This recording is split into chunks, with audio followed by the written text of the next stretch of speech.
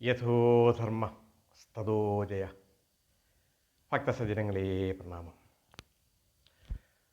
തുടർന്ന് വരുന്ന മഹാഭാരത കഥകളിൽ കഴിഞ്ഞ ഭാഗങ്ങളിൽ പ്രധാനമായി പറഞ്ഞുകൊണ്ടിരിക്കുന്നത്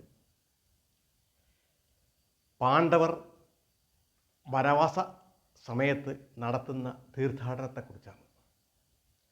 തീർത്ഥാടന സമയത്ത് അതിശ്രേഷ്ഠമായ തീർത്ഥങ്ങളെക്കുറിച്ചും തീർത്ഥഘട്ടങ്ങളെക്കുറിച്ചും ആ സ്ഥലങ്ങളുടെ പവിത്രത എങ്ങനെ ഉണ്ടായി എന്നതിനെക്കുറിച്ചും ലോമശൻ പാണ്ഡവർക്ക് വിവരിച്ചു കൊടുക്കുന്ന ഭാഗങ്ങളാണ് തുടർന്ന് പറഞ്ഞു വരുന്നത്. അക്കൂട്ടത്തിൽ കഴിഞ്ഞ ഭാഗത്ത് ചവന മഹർഷിയുടെ ചരിതമാണ് ലോമശൻ പാണ്ഡവർക്ക് ഉപദേശിച്ചത്. ഈ ഭാഗത്ത് ആ പാണ്ഡവർ ലോമശൻ്റെ നേതൃത്വത്തിൽ തീർത്ഥാടനം തുടർന്നു പോവുകയും തുടർന്ന് പോയ തീർത്ഥാടന സന്ദർഭത്തിൽ അതിശ്രേഷ്ഠവും വിശാലവുമായ ഒരു ഉദ്യാനവും തടാകങ്ങളും ആശ്രമങ്ങളും ഇരുന്ന ഒരു അന്തരീക്ഷത്തിൽ എത്തപ്പെടുകയും ആ എത്തപ്പെട്ട അന്തരീക്ഷം കണ്ടിട്ട് ലോമശൻ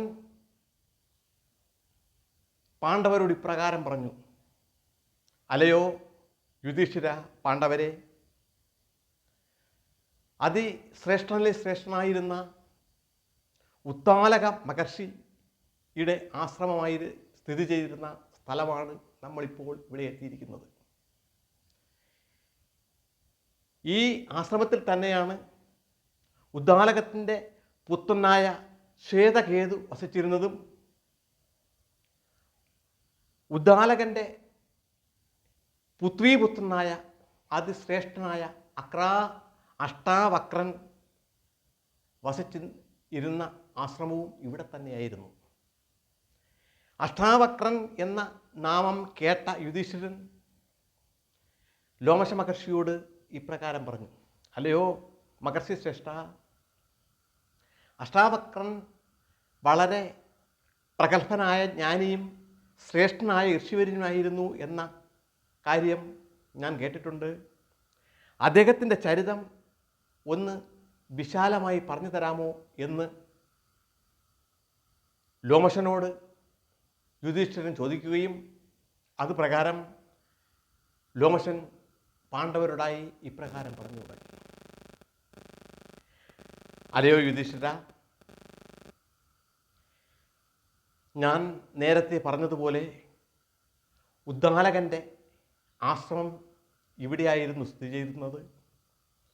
ആ ഉദ്ദാലകൻ്റെ ശിഷ്യന്മാരിൽ ഏറ്റവും പ്രഗത്ഭനും ശ്രേഷ്ഠനുമായിരുന്നു കഹോടൻ എന്ന സന്യാസി. അദ്ദേഹം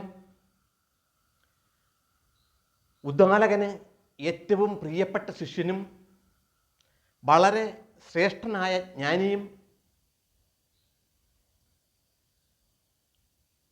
അതേപോലെ തന്നെ എല്ലാ ആശ്രമ അന്തരീക്ഷത്തോടുകൂടി ജീവിക്കുന്ന വളരെ ദ്രവ്യനുമായിരുന്നു കഹോടൻ. ഈ കഹോടനെ അധികം ഇഷ്ടപ്പെട്ട ഉദ്ദാലകൻ തൻ്റെ പുത്രിയായ സുജാതയെ കഹോടന് വിവാഹം കഴിച്ചു കൊടുക്കുകയും ഉദ്ദാലക ആശ്രമത്തിന് സമീപത്ത് തന്നെ അവിടെ തന്നെ കഹോടനും ആശ്രമം കെട്ടി സുജാതയോടൊപ്പം വസിക്കാനിടയാവുകയും ചെയ്തു. നാളുകൾക്ക് ശേഷം ഒരു ദിവസം ഗർഭിണിയായിരുന്ന സുജാതയുടെ അടുത്തിരുന്ന് അധ്യയനം ചെയ്യുകയായിരുന്ന കഹോടനെ സുജാതയുടെ ഗർഭത്തിലായിരിക്കുന്ന ഉണ്ണി ഇപ്രകാരം പറയുന്നത് കഹോടൻ കേൾക്കാനിടയായി: അല്ലയോ പിതാവേ, അങ്ങ് രാത്രി വളരെ വൈകിയും ഇരുന്ന് അധ്യയനം ചെയ്യുകയാണല്ലോ. എന്നാൽ താങ്കളുടെ അധ്യയന രീതി അത്ര ശരിയാണ് എന്ന് എനിക്ക് തോന്നുന്നില്ല. ഇത്രയും കഠിനമായി അധ്യയനം ചെയ്തിട്ടും അങ്ങ് വേണ്ടുന്ന ജ്ഞാനിയാകുന്നതായും എനിക്ക് തോന്നുന്നില്ല എന്ന സുജാതയുടെ ഗർഭസ്ഥ ശിശുവിൻ്റെ ശബ്ദം കേട്ട് പെട്ടെന്ന് പ്രകോപിതനായ കഹോടൻ: ഉണ്ണി, ഗർഭത്തിലായിരിക്കുമ്പോൾ തന്നെ നീ എന്നെ ഇപ്രകാരം പരിഹസിക്കുന്നതിനാൽ നീ 8 വളവുകളോടെ ജനിക്കാനിടയാകട്ടെ എന്ന് കഹോടൻ ആ ഉണ്ണിയെ ശപിക്കുകയും മാസങ്ങൾ വീണ്ടും കടന്നു പോവക്കെ ഒരു നാൾ സുജാത കഹോടനോടായി ഇപ്രകാരം പറഞ്ഞു, അല്ലയോ പതി, എൻ്റെ പ്രസവ നാളുകൾ അടുത്ത് വന്നിരിക്കുകയാണ്. ഏതെങ്കിലും വിധേന അങ്ങ് അല്പധനം സമ്പാദിച്ചു കൊണ്ടുവരണം. ധനം തീരെ ഇല്ലാത്തൊരവസ്ഥയിലാണ് നമ്മൾ മുന്നോട്ട് പോകുന്നത് എന്ന് കഹോടനെ സുജാത അറിയിക്കുകയും ഇത് കേട്ട കഹോടൻ പിറ്റേ നാൾ തന്നെ ആ ആശ്രമത്തിൽ നിന്ന് ഇറങ്ങി മിഥിലാരാജ്യത്തിലെ ജനകമഹാരാജാവിൻ്റെ കൊട്ടാരം ലക്ഷ്യമാക്കി യാത്രയാവുകയും ചെയ്തു. വളരെ പ്രജാക്ഷേമ തൽപരനായി രാജ്യം പാണിരുന്ന ജനകമഹാരാജാവ് ആവശ്യങ്ങൾ അറിഞ്ഞ് പരിഹരിക്കുന്ന മഹാരാജാവായതിനാൽ തൻ്റെ ആവശ്യം പറഞ്ഞാൽ തനിക്ക് വേണ്ടുന്ന ധനം അവിടെ നിന്ന് ലഭിക്കുമെന്ന വിശ്വാസത്തോടു കൂടി കഹോടൻ മിഥിലാ കൊട്ടാരത്തിന് സമീപത്തെത്തുകയും രാജാവിനെ മുഖം കാണിച്ച് തൻ്റെ ആവശ്യം അറിയിക്കുകയും ചെയ്ത സന്ദർഭത്തിൽ മഹാരാജാവ് കഹോടനോടായി ഇപ്രകാരം പറഞ്ഞു, അല്ലയോ കഹോട, അങ്ങ് ശ്രേഷ്ഠനായ ഒരു ജ്ഞാനിയാണ് എന്നെനിക്കറിയാവുന്നതാണ്.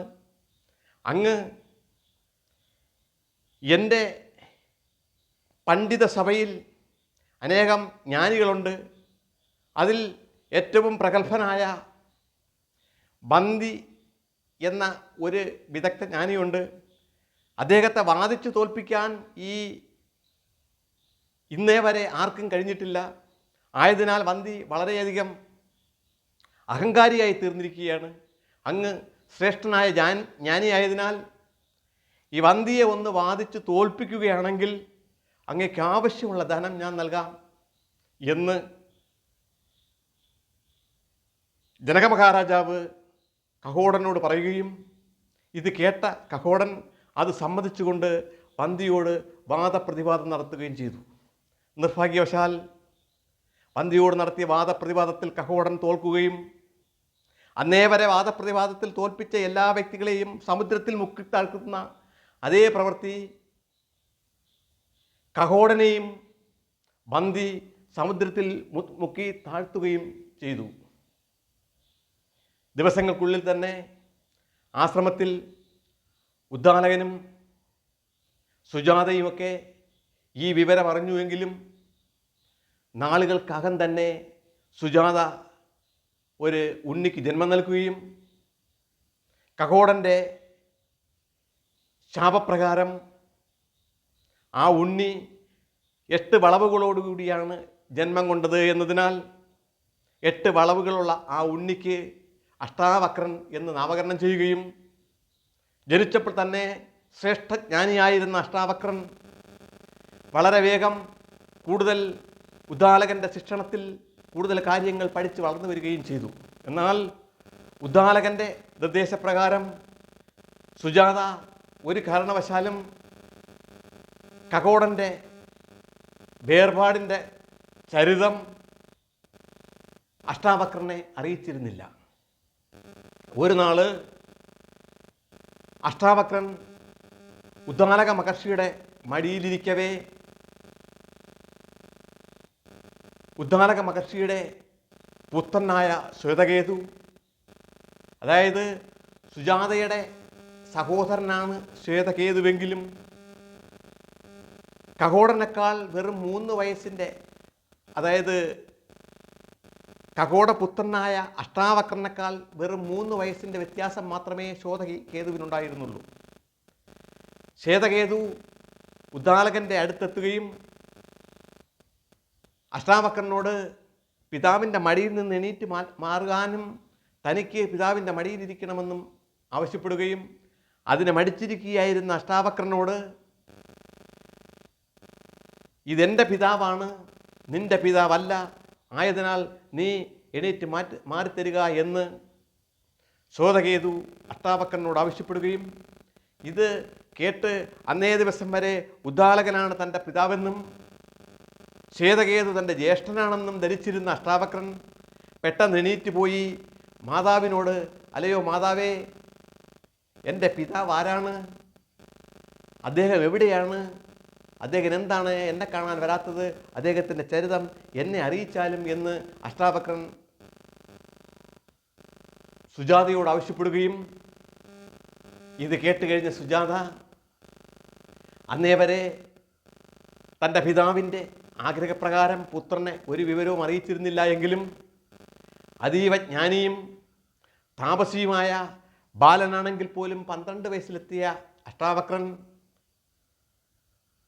വളരെ ദേഷ്യത്തോടു കൂടിയാണ് പിതാവിനെക്കുറിച്ച് കാര്യങ്ങൾ അന്വേഷിക്കുന്നതെന്നും അത് പറഞ്ഞു കൊടുക്കാൻ ഞാൻ തയ്യാറായില്ലെങ്കിൽ ഒരു പക്ഷേ എന്നെ തന്നെ ശപിക്കാനിടയാവുമെന്ന് മനസ്സിലാക്കിയ സുജാത കഹോടനുണ്ടായ അനുഭവങ്ങൾ വിവരിച്ചു കൊടുക്കുകയും ഈ വിവരം കേട്ട് കഴിഞ്ഞ അഷ്ടാവക്രൻ തൻ്റെ പിതാവിനെ വാദത്തിൽ തോൽപ്പിച്ച് സമുദ്രത്തിൽ മുക്കിക്കൊന്ന വന്തിയോട് പ്രതികാരം ചെയ്തല്ലാതെ താനിനി ഉറങ്ങുകയില്ല എന്ന് പ്രതിജ്ഞയെടുത്ത് അങ്ങ് മിഥിലാ കൊട്ടാരത്തിലേക്ക് പോകാൻ തയ്യാറാവുകയും അങ്ങനെ പോവാൻ തയ്യാറായ അഷ്ടാവക്രനെ അതിൽ നിന്ന് വ്യതിചലിപ്പിക്കാൻ സുജാത ശ്രമിക്കുന്നത് കണ്ടിട്ട് ഒരു കാരണവശാലും അതിൻ്റെ ആവശ്യമില്ലെന്ന് ഉദ്ദാലകൻ പുത്രിയെ അറിയിക്കുകയും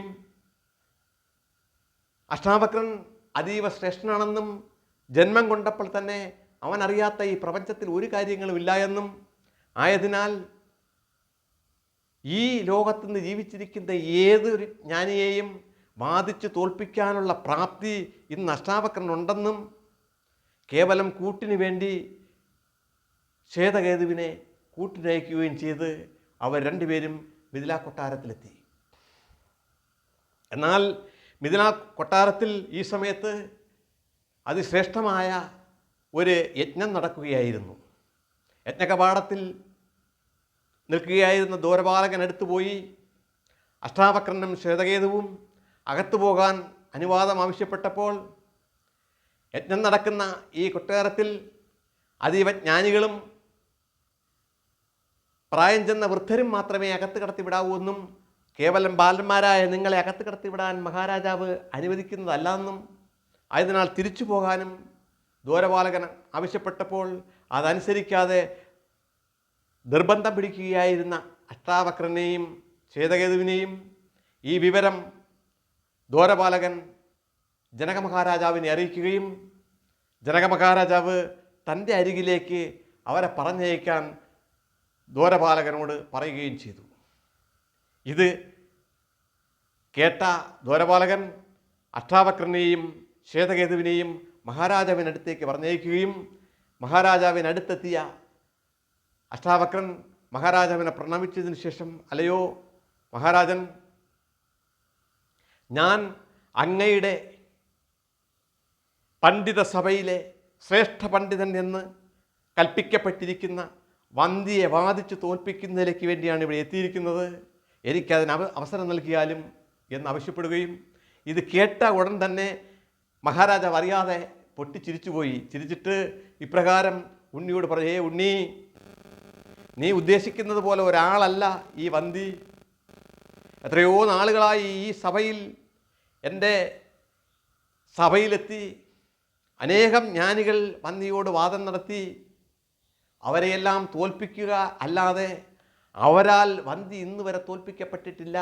ആയതിനാൽ നീ ഈ ഉദ്യമത്തിൽ നിന്ന് പിന്തിരിയുകയാണ് നിനക്ക് നല്ലത് എന്ന് മഹാരാജാവ് അഷ്ടാവക്രനോട് പറയുകയും അത് കേട്ട അഷ്ടാവക്രൻ, അല്ലയോ മഹാരാജൻ, ഇന്ന് വരെ വന്തിയോട് വാദിക്കാൻ എന്നെപ്പോലെ ഒരു വ്യക്തി, എന്നെപ്പോലെ അറിവുള്ള ഒരാൾ എത്തിയപ്പെട്ടിട്ടില്ല.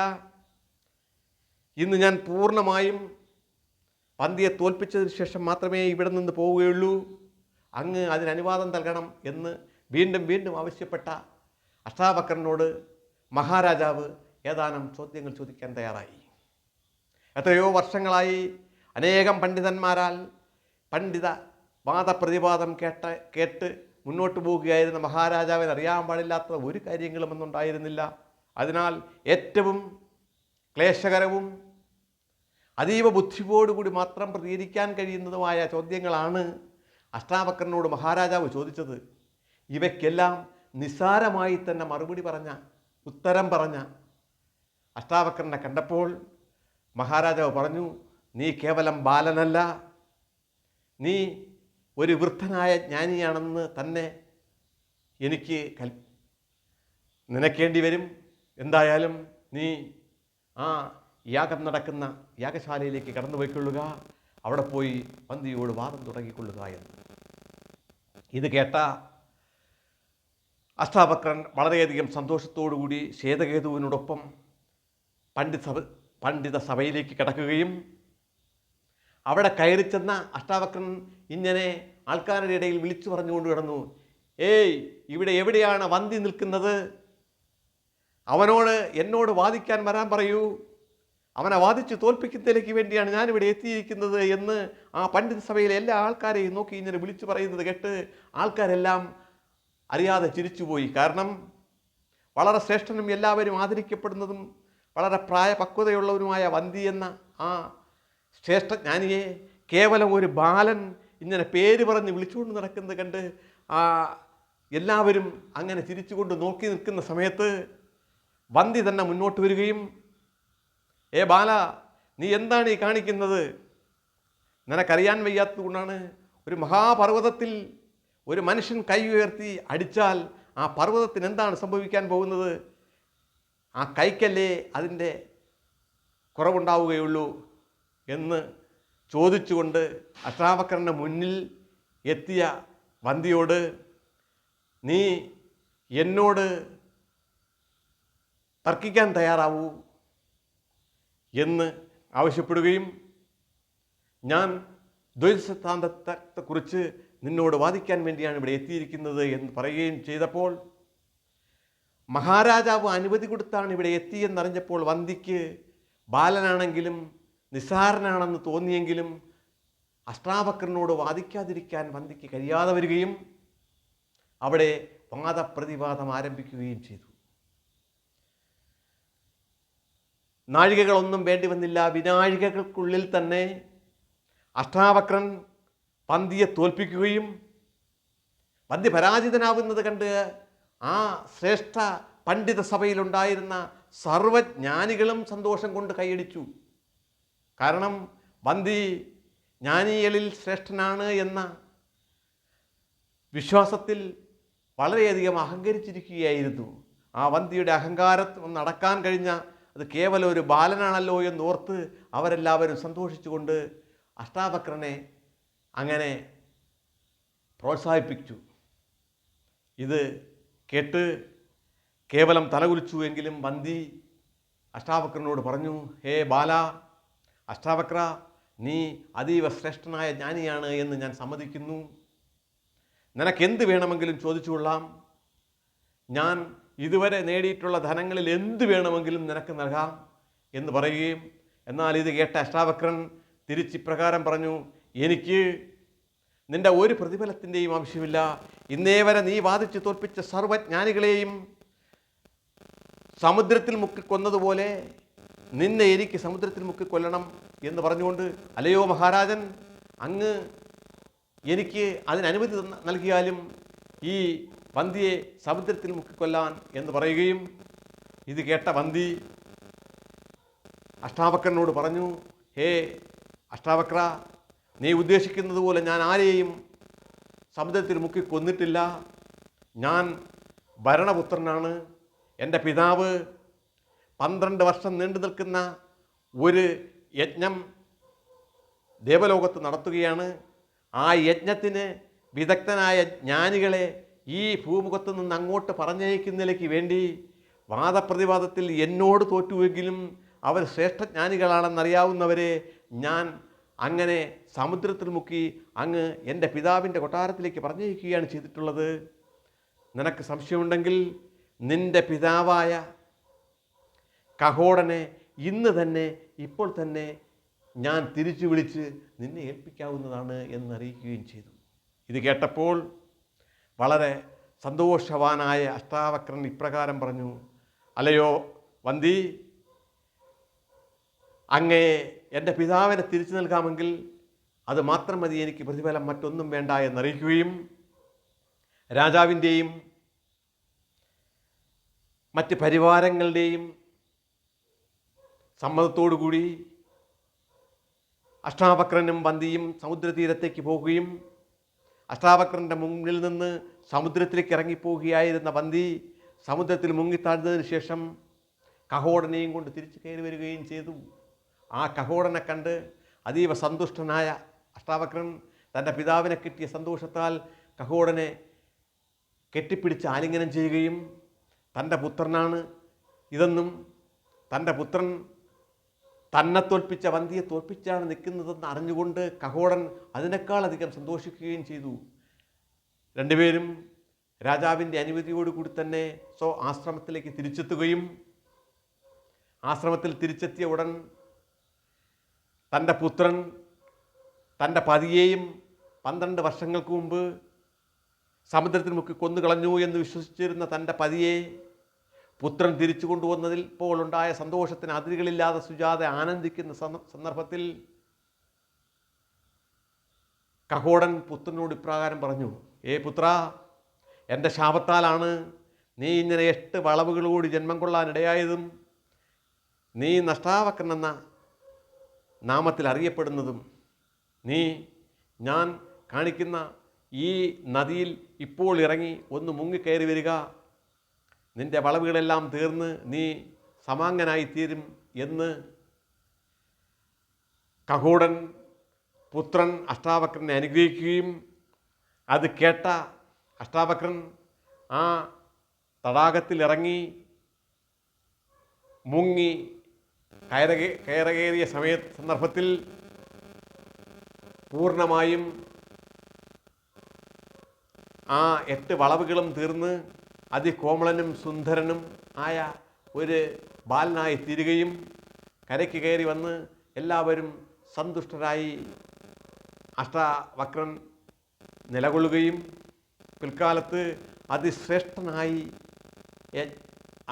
അനേകം ഗ്രന്ഥങ്ങൾ തന്നെ രചിച്ച് അഷ്ടാവക്ര ഗീത ഇന്നും ഏറ്റവും പ്രസിദ്ധമാണ്.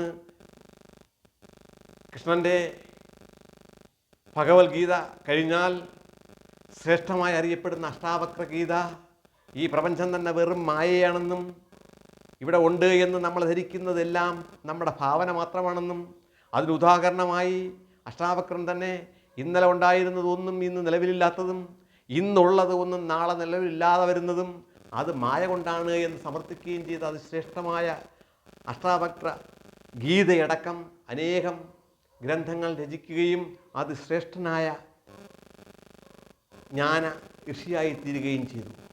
പ്രിയ സജ്ജനങ്ങളെ, അഷ്ടാവക്രൻ്റെ ചരിതം ലോമശൻ യുധിഷ്ഠിരനെയും പാണ്ഡവരെയും അറിയിച്ച ഈ ഭാഗം ഞാനിവിടെ നിർത്തുന്നു. തുടർഭാഗങ്ങളിൽ മഹാഭാരത കഥയുടെ മറ്റു ഭാഗങ്ങളിലേക്ക് കിടക്കാം. തൽക്കാലം നിർത്തട്ടെ. ലോകാ സമസ്ത സുഖിനോ ഭവന്തു.